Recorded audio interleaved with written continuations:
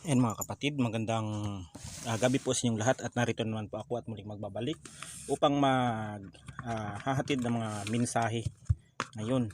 Ayan. At ang ating ibabahagi natin yung mga mensahe. Bakit maganda bali-baliktad ito?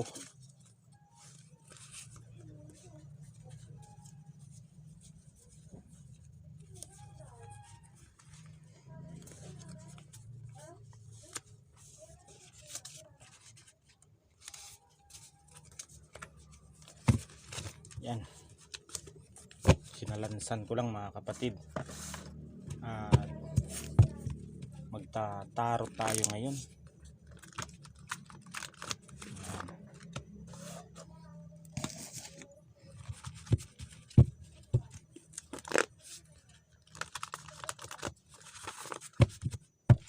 Kukuha lang ako dito mga kapatid ng 13 na baraha para maibahagi ko yung mga mensahe ngayon. Yan, at pagkatapos ko lang maghapunan. Yan,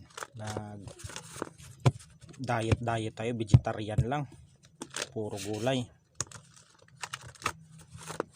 Yan. Tayo ng 3 mga kapatid. At iaano rin natin mga kapatid kung ano yung mga zodiac sign mamaya. Ito yung mga zodiac sign. Isa lang yung ano ko dito, yung parang dice ko, pero sa susunod ko may makabudget ulit ako, ay kukuha ako na panibagong dice ulit na mga 3 dice na ganito para malaman natin kung sino yung mga sumasabotahe, kung ano man. Yan mga kapatid.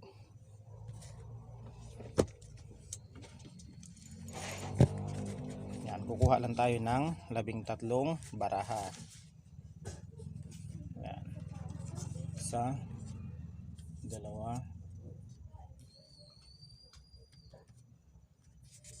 2, 3, 4, 5,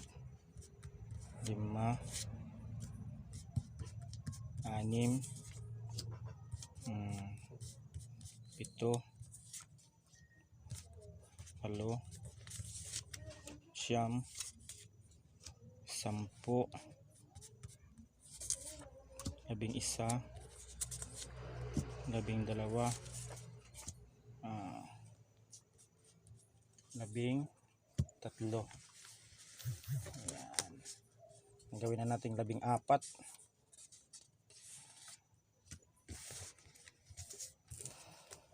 Ayan.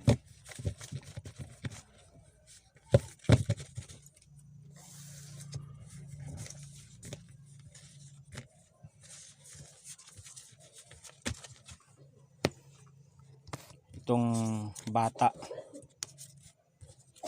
bata mga kapatid, ang bata na ito, yan, meron dito nakikita ako ng mga stepdad, mga nanay o tatay na mga kapatid, na hindi ninyo nasistentuhan itong bata na ito, mapababae mapalalaki. Yung nanay at tatay ng batang ito ay meron dito na gusto nang ipinapahiwatig o pinapaalam ng batang ito, kung may anak kayo, na humihingi sila ng tulong sa inyo o sustento.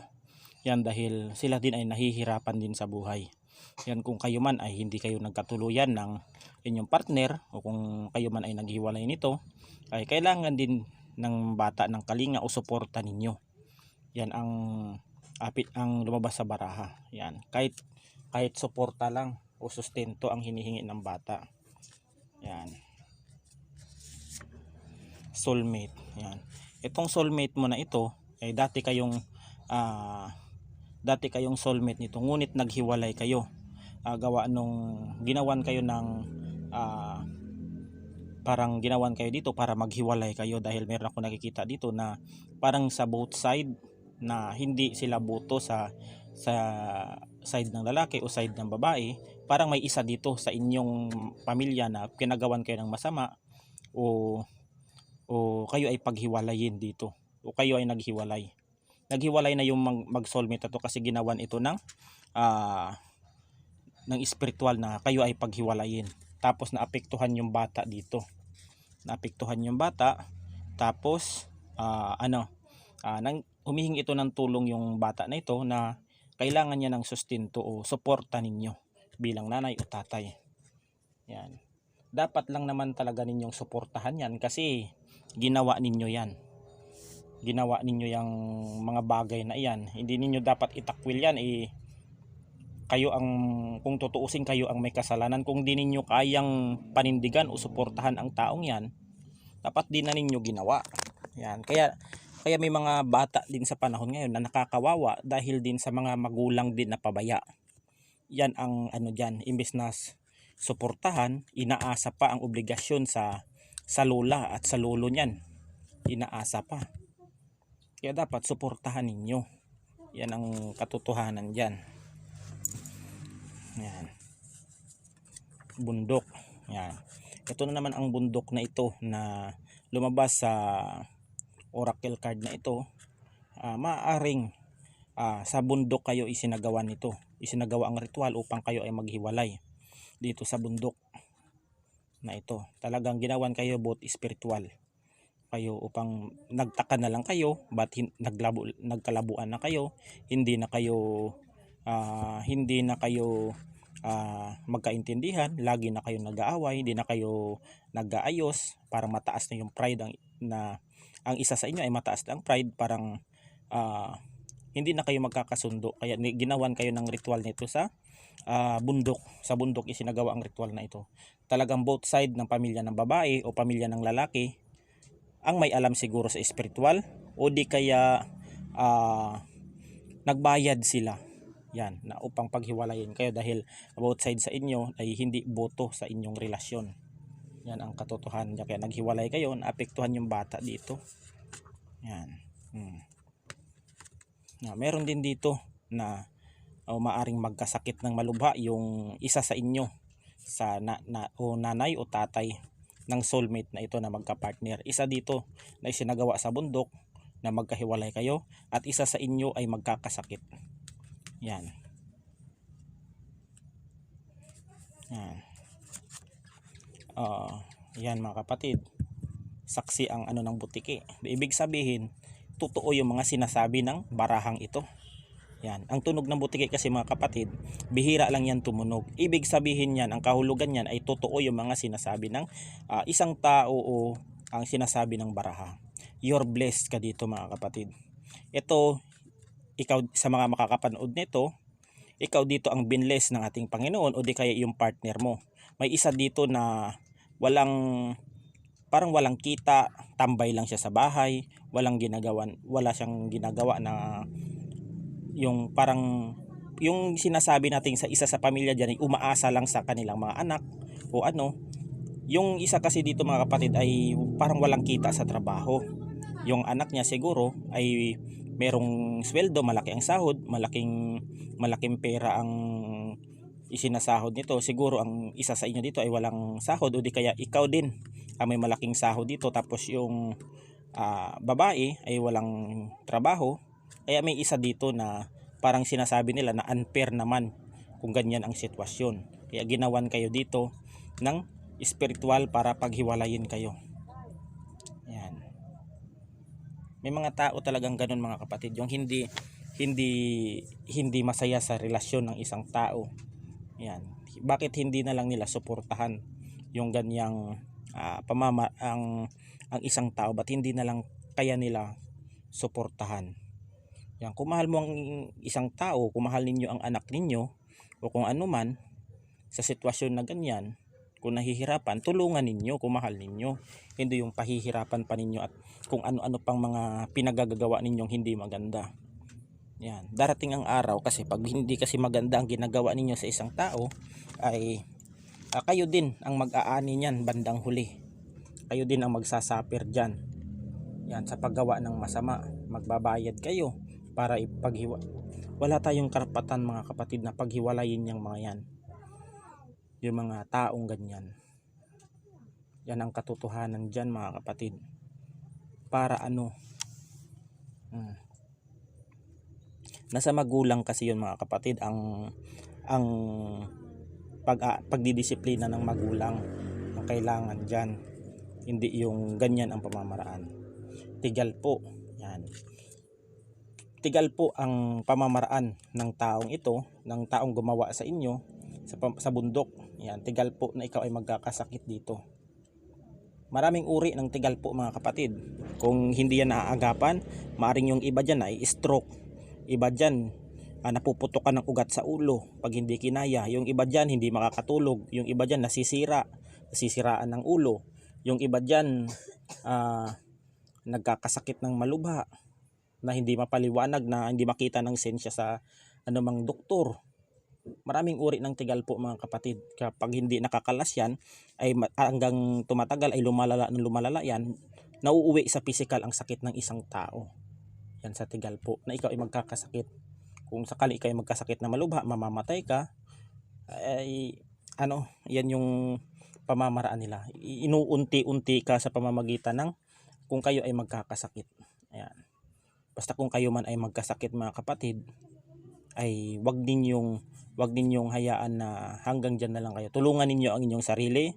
Humingi kayo ng gabay sa ating Panginoon at kayo po ay magdasal na kayo ay gumaling sa mga kapatid, sa mga pagsubok na yan. May mga ganyan talaga na dumadating sa ating buhay. Yan. Third eye. Yan.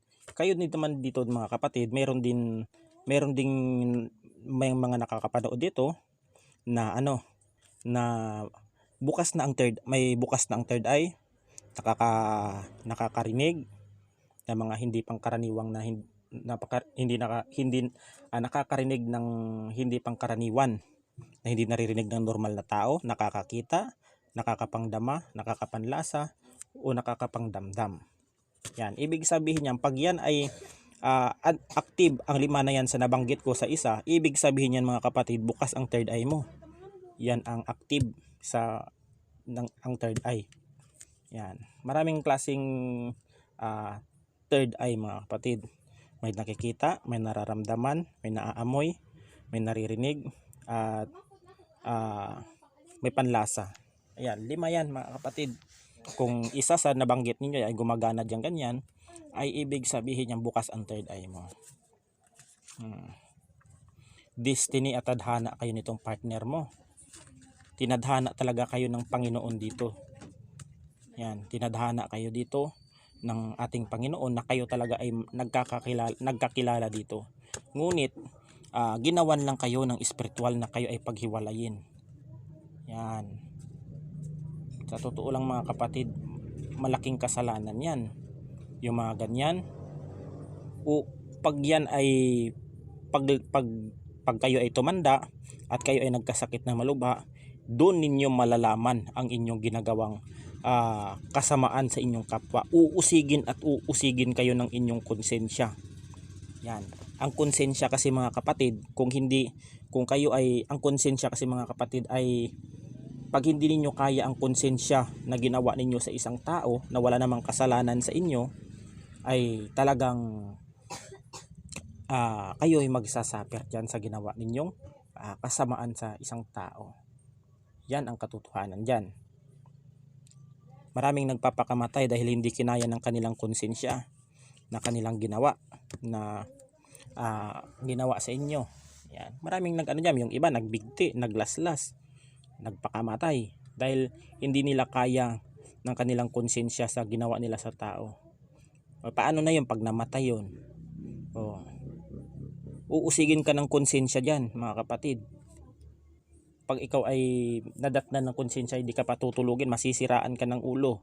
Yan ang inyong lalo't lalo na kung nakakagawa kayo ng hindi maganda sa inyong kapwa at hindi naman kayo o inaaway ng taong yan.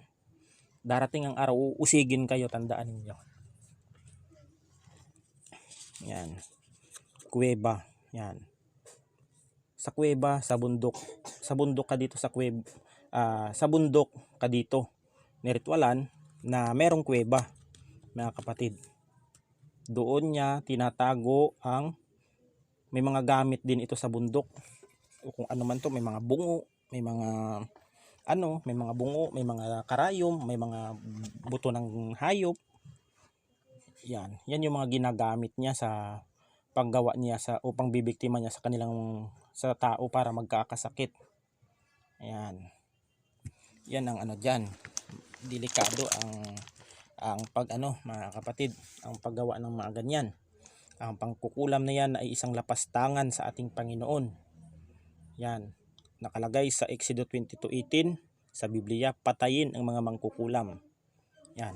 Nagsasabi yung iba, bakit daw hindi pinapatay yung dapat daw hindi pinapatay yung mga mangkukulam dahil tao din naman daw, tapos hindi din naman nagbabago. Ayun, magbabago din naman daw kasi kailangan daw bigyan ng pagkakataon. Ito mga kapatid, ang mangkukulam mga kapatid, mangkukulam na yan. Kahit bitawan mo yan mga kapatid, pakawalan mo yan, mangungulam pa rin at mangungulam yan dahil may inalay niya na ang kanyang espiritu at kaluluwa sa demonyo. Yan. Inalay niya na ang kanyang espiritu at kaluluwa sa demonyo. Hindi na magbabago yan mga kapatid. Kasi kung ititigil nila ang kanilang pangungulam, nagkakasakit yung mga yan. Nagkakasakit yan. Humihina ang kanilang resistensya o kung ano sa spiritual. Yung iba nagkakasakit, nanghihina, nangangayayat. Kasi hinahanap ng kanilang katawan ang kanilang sakit. Parang sakit din yan mga kapatid. Kung hindi sila nakakakulam ng tao, ay ano yan mga kapatid, ay kung hindi sila nakakakulam ng tao, ay nanghihina yan sila. Sakit nila yan. Totoo yan mga kapatid, sa dami-dami kong hinuli na mga mangkukulam. Ang dami ko nang naka-encounter na mga ganyan.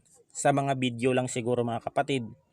Kung sa video napakarami, kaso yung iba ay hindi nila gusto na i-upload ang kanilang video. Pero kung sa akin mga kapatid, gusto ko na yung mga ginagamot ko dito sa bahay, na i-upload ko yung video para sabihin sa mga tao na totoo ang kulam. Natutuo ang mundo ng espiritual. Yan. Yan ang katotohanan. Ang dami ko nang naimbestigahan yung mga nahuli ko ng mga mangkukulam na iyan. Kasi kung hindi sila nakakakulam, nagkakasakit sila. Sa totoo lang mga kapatid, napakarami ko nang naka-enkwentro ng mga ganyan, na mga mangkukulam na yan. Yung iba bata pa, tinuturuan na ng angkan nila para makapangkulam kasi lahi kasi nila yan mga kapatid. Salin lahi yan. Ayan. Salin lahi. Kung mawawala ang lola niyan, may susunod na magmamana ng kanilang angkan. Yan. Yan ang pangit na kasuklam-suklam sa ating Panginoon ang mga mangkukulam na yan. Yan. Ang dami mga kapatid sa mundo ng espiritual. Kung ikukwento ko sa inyo ang mga karanasan ko sa kumbate, napakadami, napakahiwaga ng mundo ng espiritual. Sa mundo ng espiritual, natuto akong magbago mga kapatid. Sa totoo lang mga kapatid, sa mundo ng espiritual natuto akong magbago. Sa totoo lang, wala akong kinakatakutang tao. Wala akong kinakatakutan kahit sino man. Yung kinakatakutan ko lang yung Panginoon. Walang sino man ang dapat humusga sa akin, walang sino mang mismong humatol sa akin. Kundi ang gustong humatol lang sa akin ay ang Panginoon lang. Yan.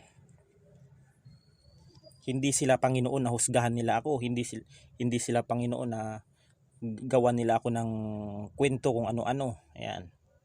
Yan ang pangit. Yan. Kung may huhusga man sa akin ay ang Panginoon lang dapat.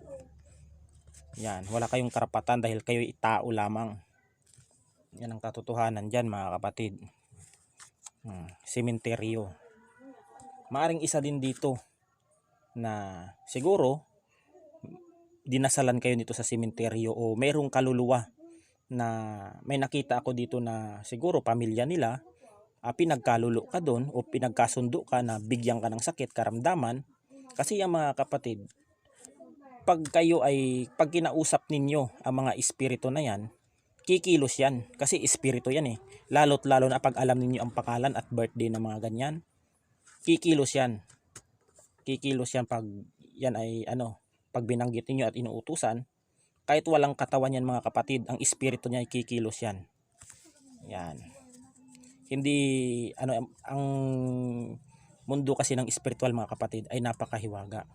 bibigyan ka ng sakit. Sa totoo lang mga kapatid, napakalaking kasalanan mga kapatid na makipag-ugnayan ka sa mga espiritu, tulad ng mga espiritu ng patay. Yan. Okay lang pag ang espiritu ng mga elemento, mga engkanto, mga tikbalang, mga kung ano man yan, dahil yan ang mga ganyan mga mabubuting mga nilalang na iyan. Dalawa kasi ang mga engkanto mga kapatid. May engkanto na mabuti, may engkanto na masama. Dalawa rin ang misyon ng mga yan dito. Ang mga engkantong puti na yan ay may misyon din yan dito na ang kanilang mali doon sa itaas ay tinatama nila dito sa ibaba para makabalik sila doon. Kaya yan. Kasi yung mga yan mga kapatid, galing din sa langit yan, yung tinatawag na falling angel. Yung mga engkanto na iyan. Itinapon lang yan dito sa lupa para dahil sila ay nagkasala sa langit. Itinapon lang yan dito sa lupa para dahil nagkasala sila sa langit. Yan, maghahanap yan sila ng tao na kanilang kanilang gagabayan, tuturuan sa pamamagitan ng panggagamot para ang kanilang mali na nagawa nila sa langit ay maitama nila. Yan. Maitama nila ng paunti-unti para makabalik sila sa kanilang pinanggalingan. Yan yung tinatawag na falling angel na nagkasala. Kaya yung iba itinapon sa lupa, nanirahan sa bato, sa punong kahoy, sa mga malalaking kahoy, sa mga kuweba, yan, sa mga sa mga kakahuyan, sa mga bato, sa kawayan. Diyan sila naninirahan kasi yan ay mga falling angel yan mga yan.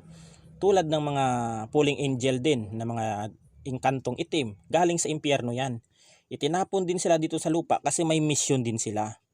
Yan na makapagpasakit ng mga tao, yan, nakapagpasakit ng mga tao, tapos papasakitan nila yon yung mga tao, mga kapatid. Yung nag-utos diyan sa kanila, yung mga demonyo. Yan, na may mission sila din dito. Yan, kaya yan yung kalimitan na kinukuha ng mga mangkukulam, mambabarang, yung mga engkantong itim na yan. Yan yung gagawin nilang alalay nila, uutusan nila. Yan, may mga ritual yan sila para mapasakan nila, para mapasunod nila yung mga espiritu na yan. May mga ritual yan mga kapatid, tulad dong sa amin, yung mga faith healer, yung mga nahuhuli naming mga engkantong puti na yan, ginagawa naming mga alalay din yan.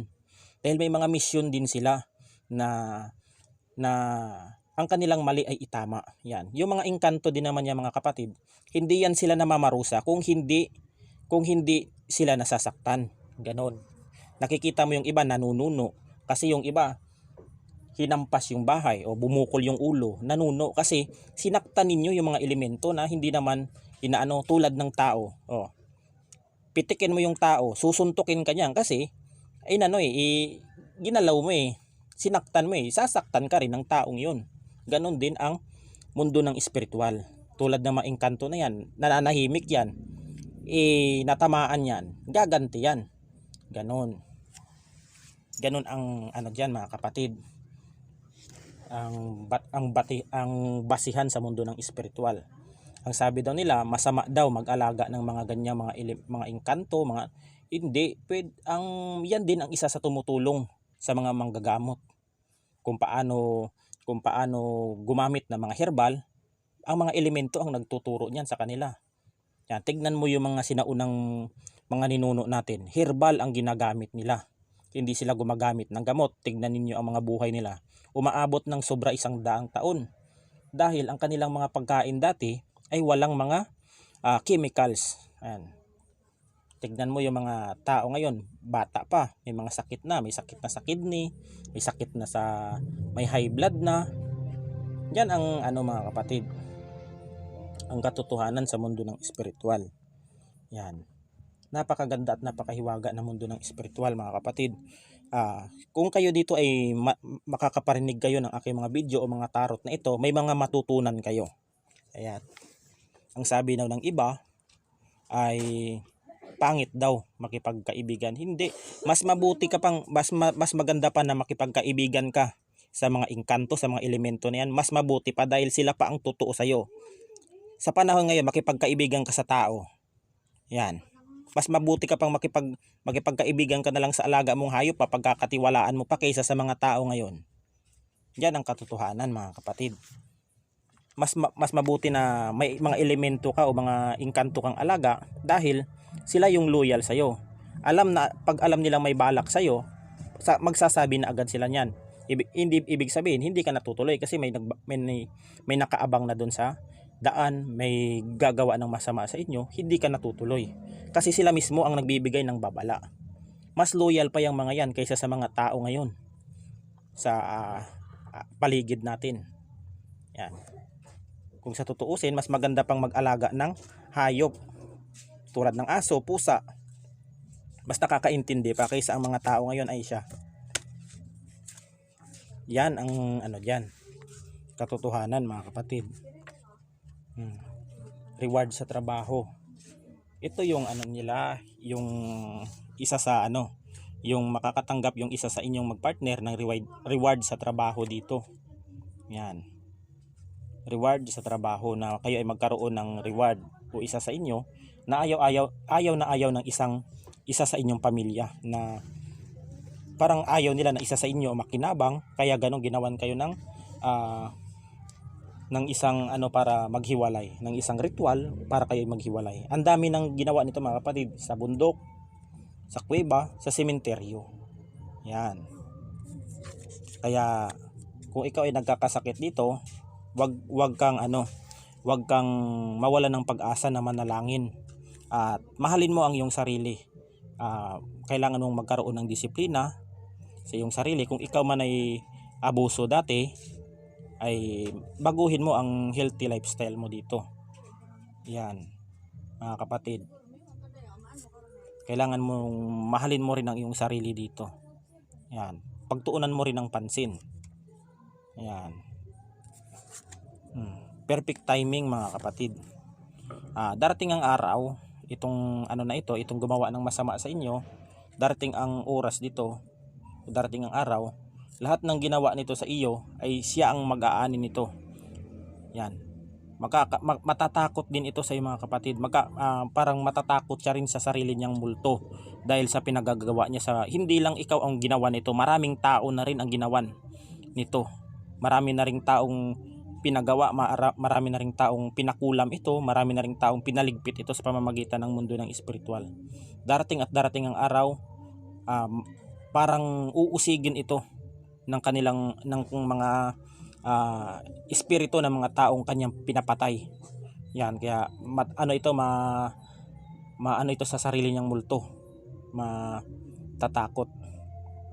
Yan. Darating ang araw, perfect timing mga kapatid, uusigin yung mga yan.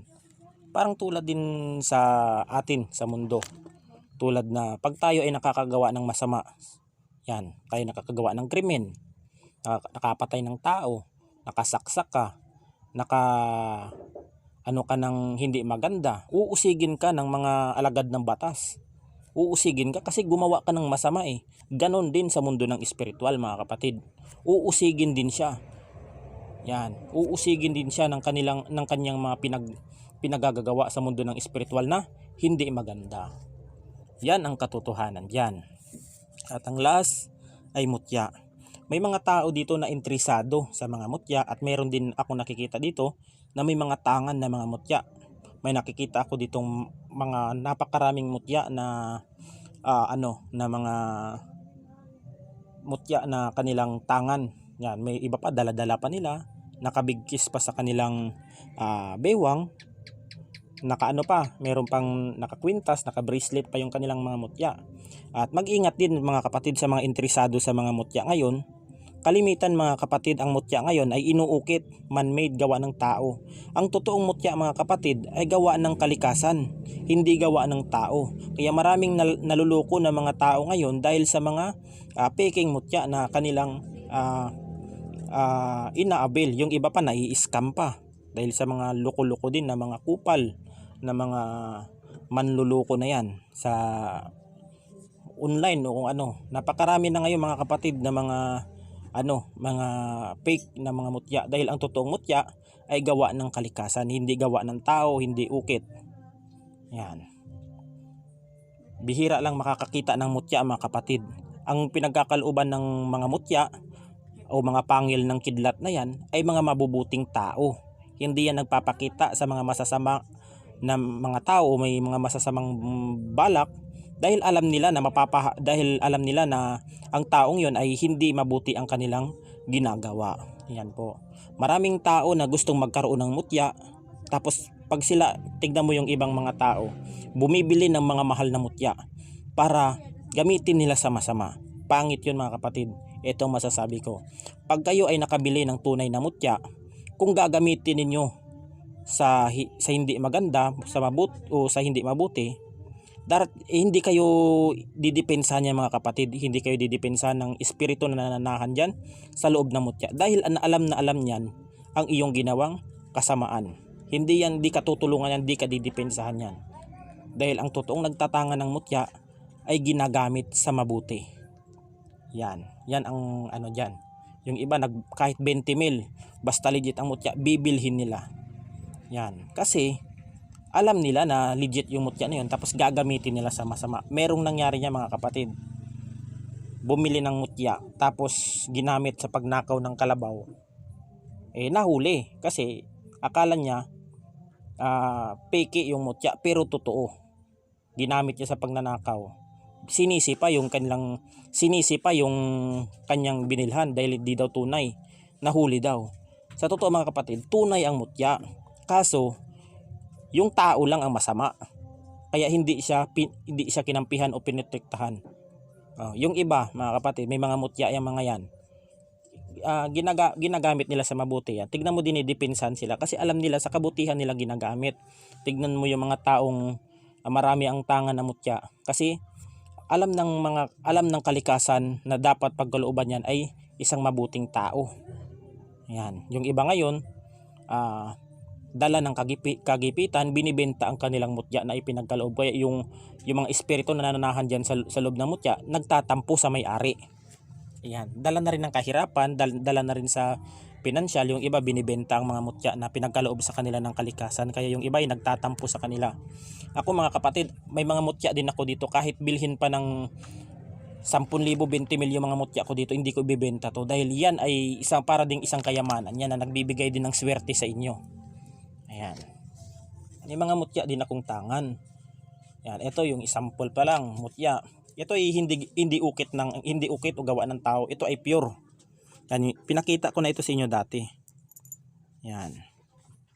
Yan yung mga legit, mga kapatid. Yan ay ano diyan? Yan ay ibon yan. Ibon. Kuwago. Yan yung mga totoong mutya. Yan yung mga legit. Ito naman yung pagong. Pagong yan mga kapatid. Yan yung paa niya. Ito yung paa, ito yung ulo ng pagong. Tignan mo yung tignan mo yung sa niya, sa baba. Parang buaya pa yung niya, may mata pa. Yan yung totoong yan yung totoong mutya, gawa ng kalikasan. Hindi ukit, hindi gawa ng tao. Yan. Tulad dito. Pangil ng kidlat. Bihira nyo lang makita yung mga kapatid. Dumidikit sa magnet yan. Yan ang totoong pangil ng kidlat. Hindi tulad ng ibang nagsilabasan ngayon na pangil daw kahit hindi naman totoo. Yan ang katotohanan dyan mga kapatid. Ang mutya mga kapatid ay yan, isa rin sa dumidepensa. Parang din, segunda din sa mga medalyon yan. Sa mga anting-anting o agimat, yan din ay number 1 din na pangdepensa. Yan. Ito sa dice na ito mga kapatid, titignan natin kung ano ang mga zodiac sign ng gumagawa sino ng masama o gumagawa o nagpagawa. Ayan. Yan. Yung gumagawa sa inyo mga kapatid ay ito. Ito mga kapatid. Ito. Cancer. Cancer itong mga kapatid. Yan. Ang zodiac sign niya ay Cancer.